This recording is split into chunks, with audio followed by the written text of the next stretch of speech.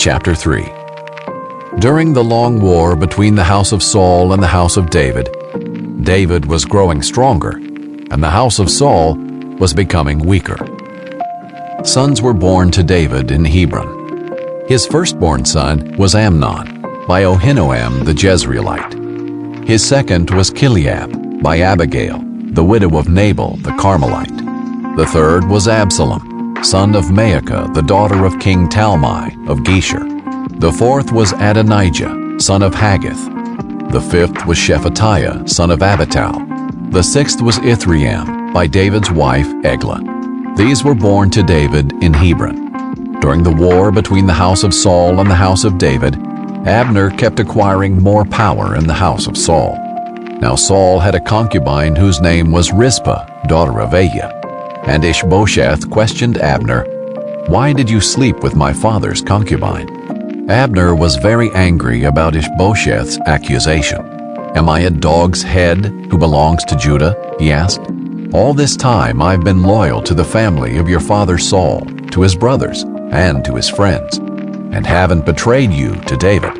But now you accuse me of wrongdoing with this woman. May God punish Abner, and do so severely, if I don't do for David what the Lord swore to him, to transfer the kingdom from the house of Saul and establish the throne of David over Israel and Judah, from Dan to Beersheba."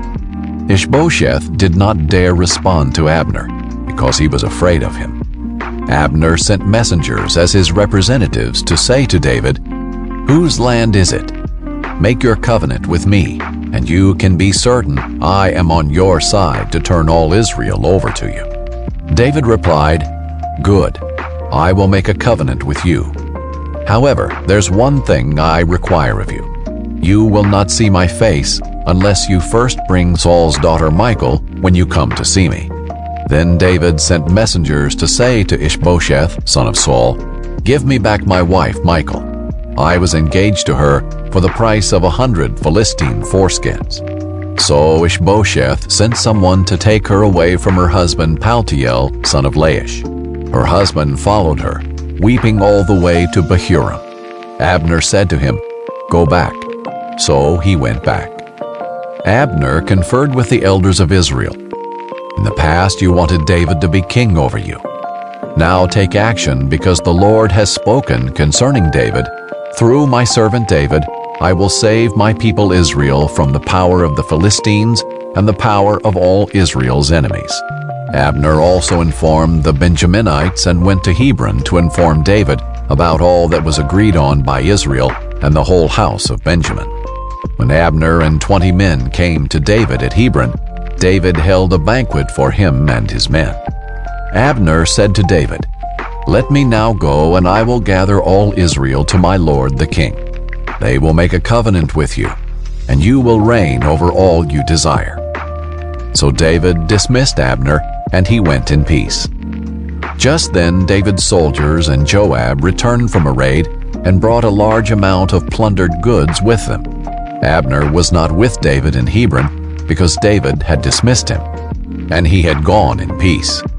When Joab and his whole army arrived, Joab was informed, "Abner son of Ner came to see the king." The king dismissed him, and he went in peace.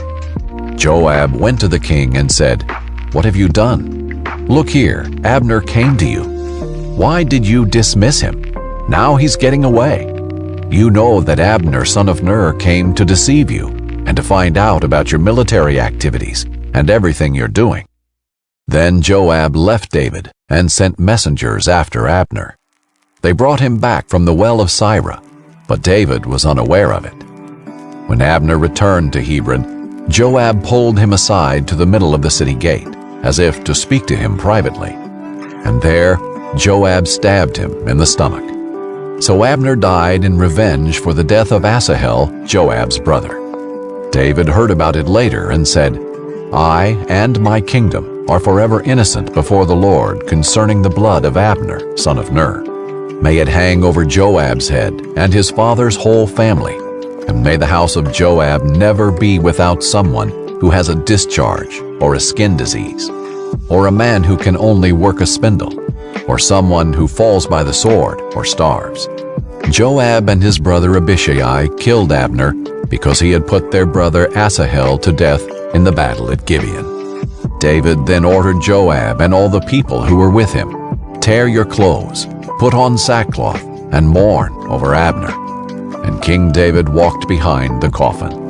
When they buried Abner in Hebron, the king wept aloud at Abner's tomb. All the people wept, and the king sang a lament for Abner. "Should Abner die as a fool dies? Your hands were not bound, your feet not placed in bronze shackles. You fell like one who falls victim to criminals." And all the people wept over him even more. Then they came to urge David to eat food while it was still day. But David took an oath, "May God punish me, and do so severely if I taste bread or anything else before sunset." All the people took note of this, and it pleased them. In fact, everything the king did pleased them. On that day, all the troops and all Israel were convinced that the king had no part in the killing of Abner, son of Ner. Then the king said to his soldiers, "You must know that a great leader has fallen in Israel today. As for me, even though I am the anointed king, I have little power today. These men, the sons of Zeruiah, are too fierce for me. May the Lord repay the evildoer according to his evil."